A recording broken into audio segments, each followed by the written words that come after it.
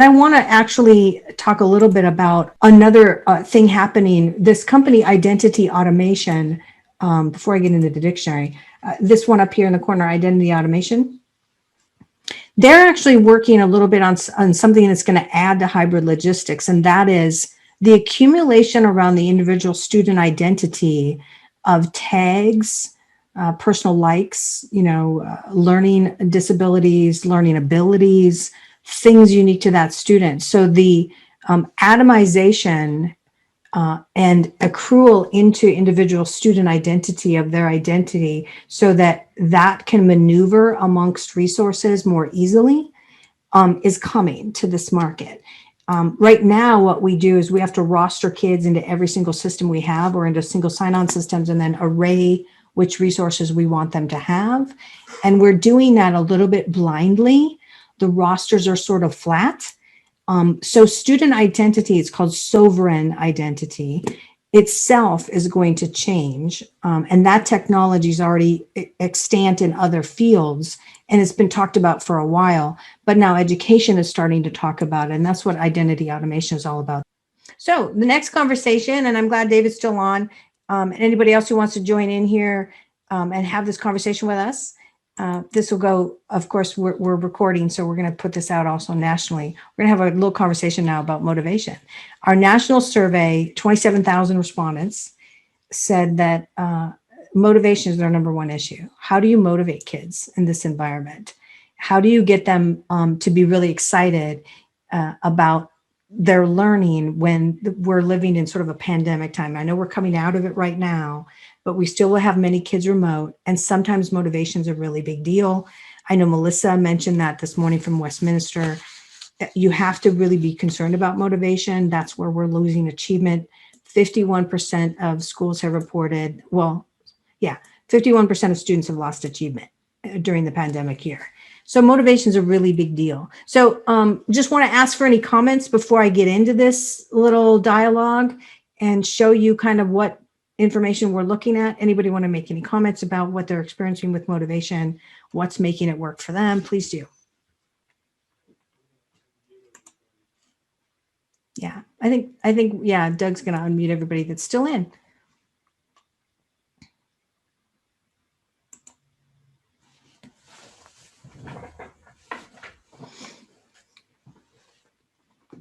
Okay, giving you guys a shot, make a comment.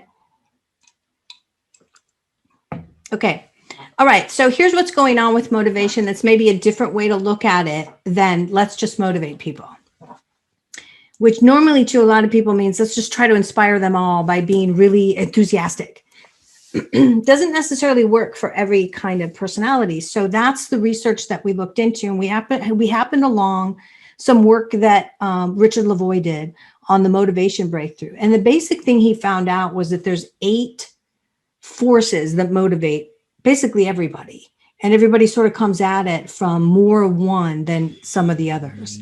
So students are often motivated by gregariousness, which is another way to say that is they're just super friendly kids. They like to be with other kids. They love to be chummy.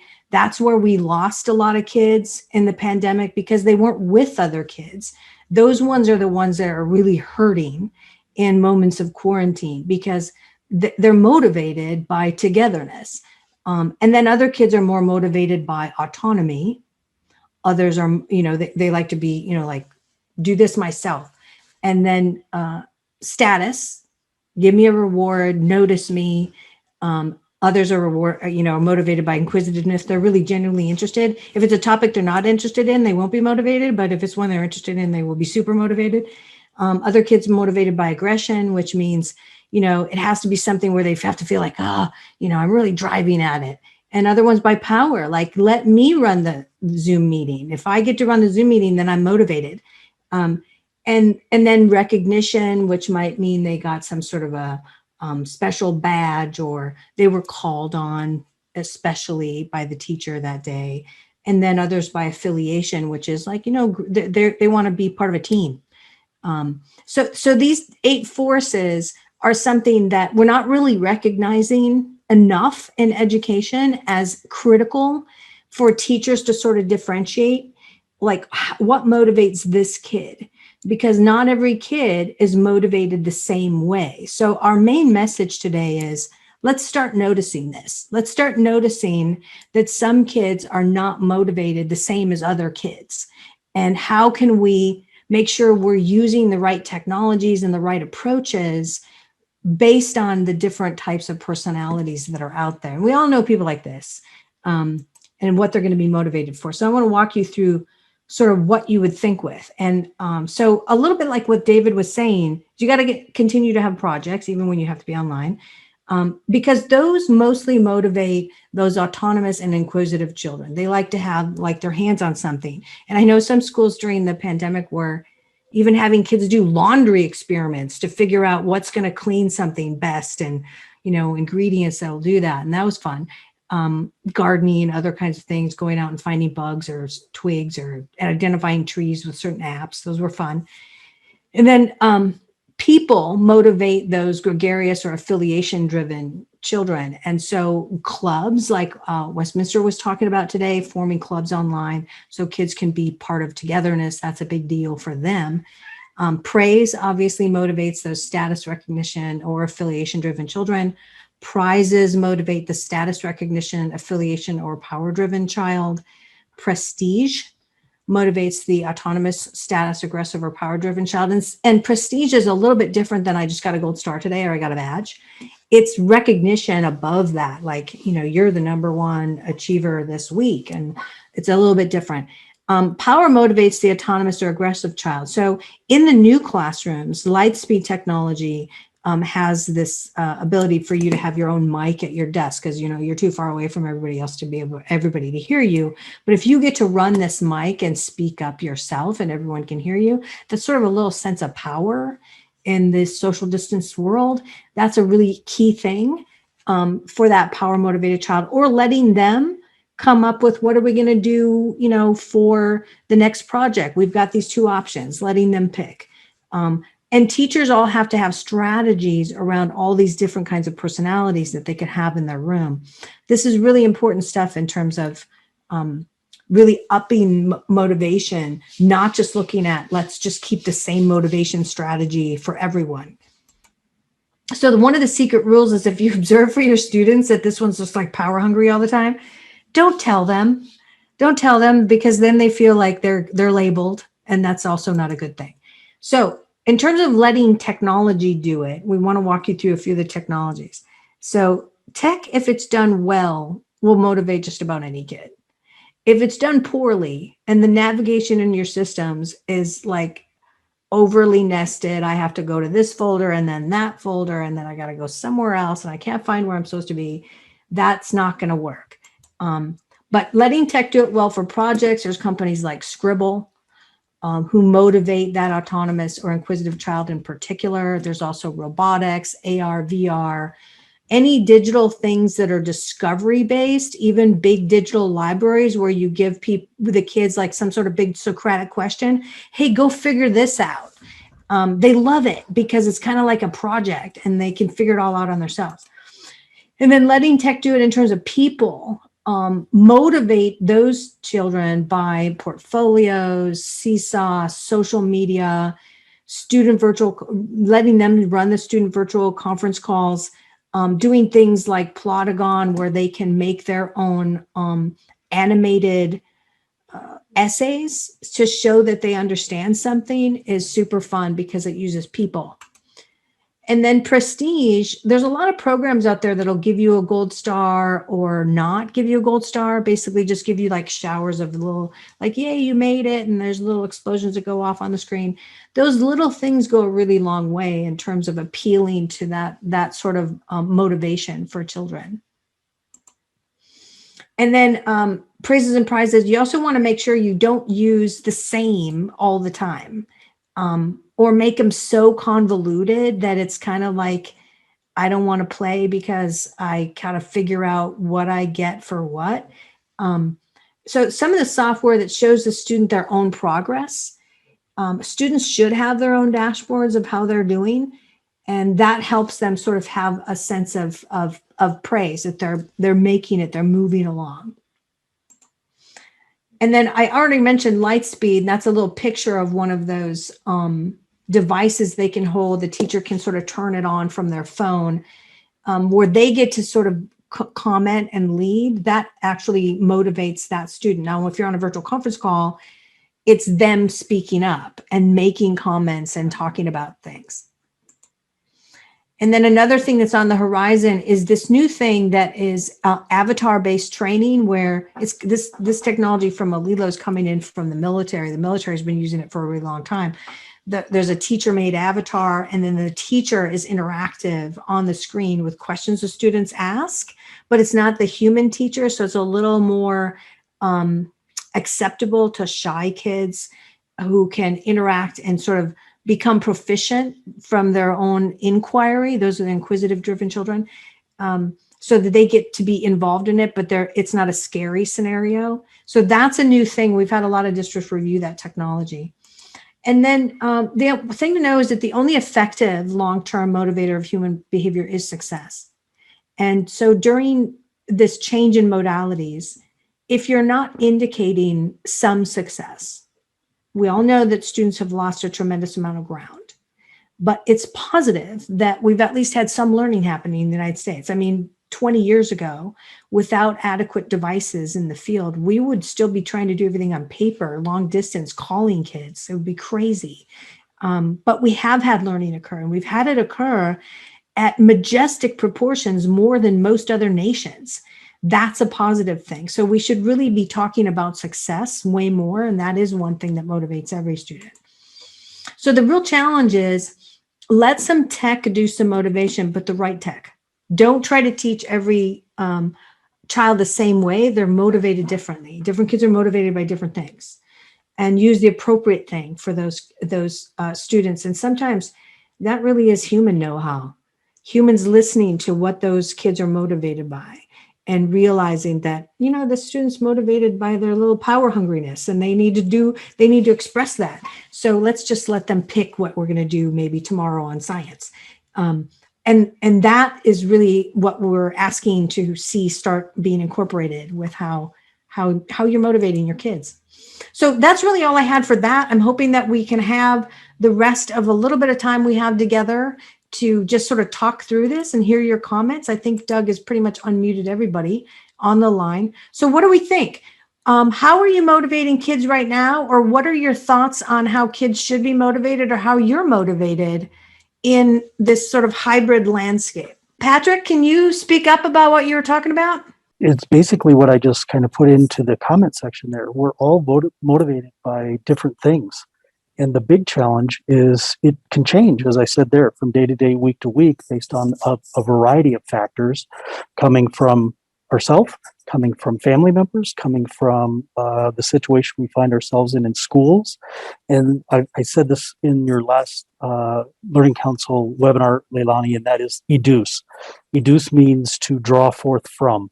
We want to pull out of people. We want to get them to interact so we know exactly what's going on, as opposed to putting it into a blanket situation that a student is doing poorly or not being motivated or whatever, so they're all lumped into that same category. Well, that's not true. We're all individuals, and I think we want to be treated as such, and the way to do that is to educe, to ask questions, draw out of them what's going on that particular day or week or in that subject matter or whatever it might be. And I think we can take dramatic steps to go further down that road to helping and educating not only our students, but our staff as well. The staff, I've met with a lot of staff members in the last month for sure.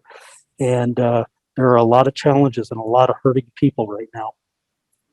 Yeah, and it's really a moment, right? Yes. Yeah, and I've heard some teachers, and tell me what you think about this, in terms of best practice, but some teachers like this start out the hour with something on the screen where you get to circle the emoji that most represents you. Even small things like that, like how do I feel today, so that something can be done about it. I don't know if I'd want to do that publicly as a teenager, because you're kind of private when you're a teenager. You don't want anybody to know. But little kids love it. They're like, I'm this emojis, frown face, What are your thoughts? What are you seeing, Patrick? What are people doing right now in the field? Are they not doing it at all? I mean, I'm hearing some are doing it. Yeah, some are doing it, and the comments you just made are accurate, and I'm seeing some of that. Others are shutting down.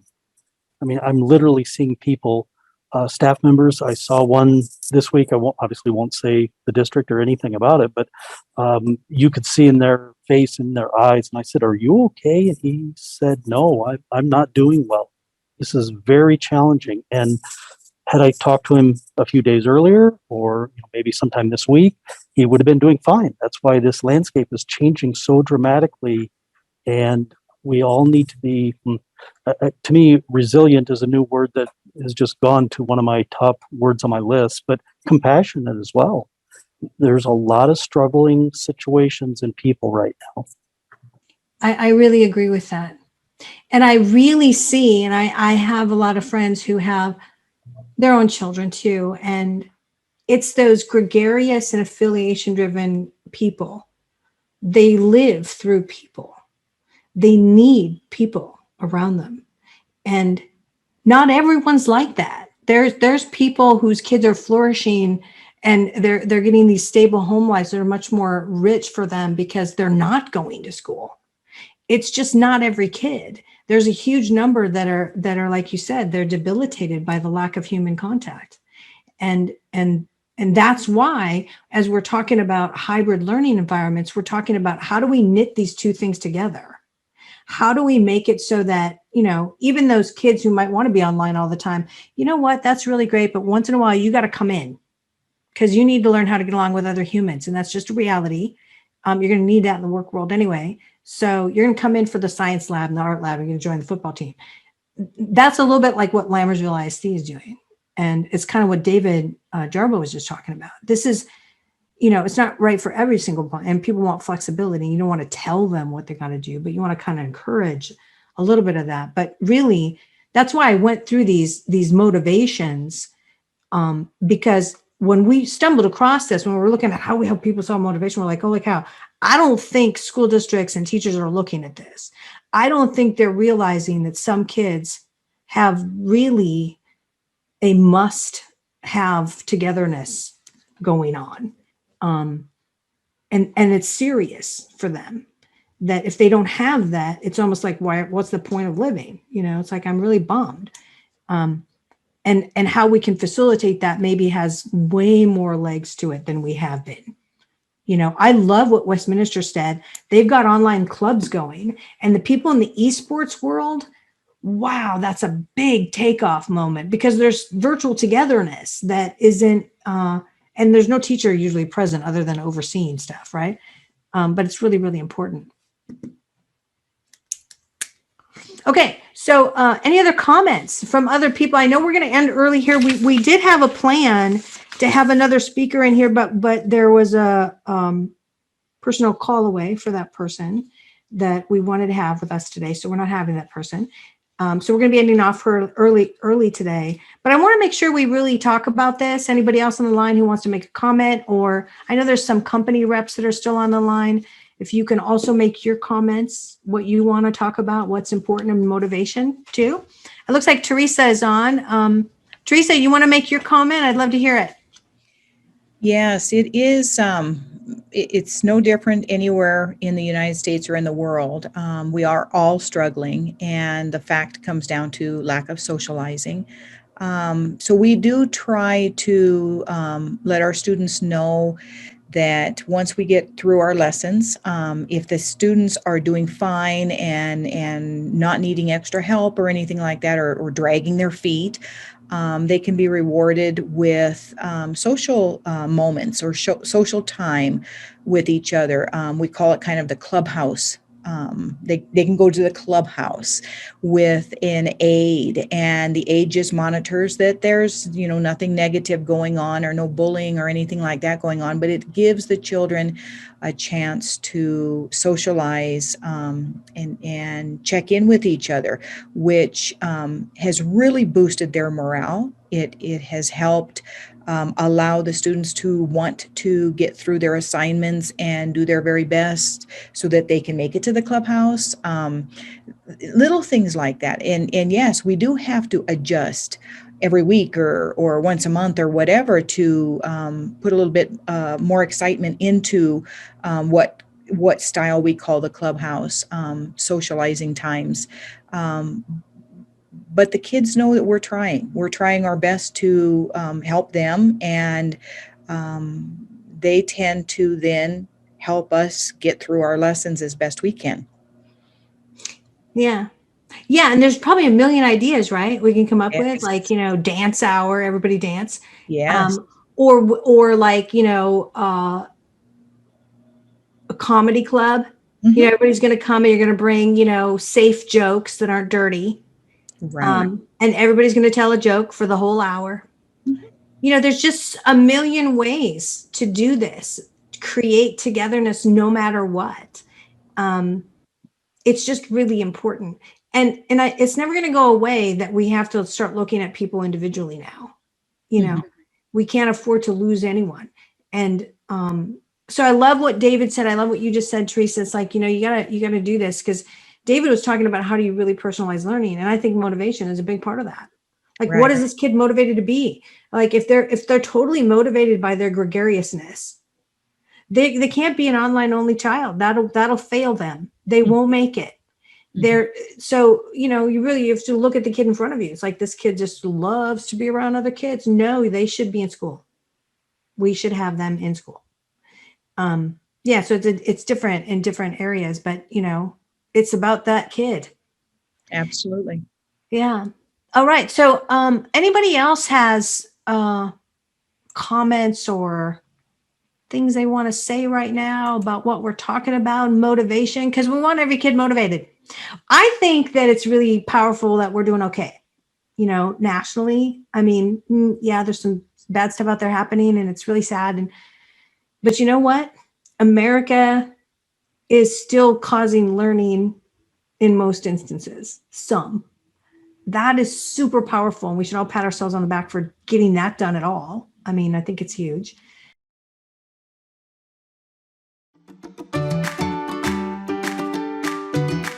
Luca Island is doing the alphabet on those little rock stairs. It's my favorite part of the game. I like it because it helps me learn more and it helps me to get smarter.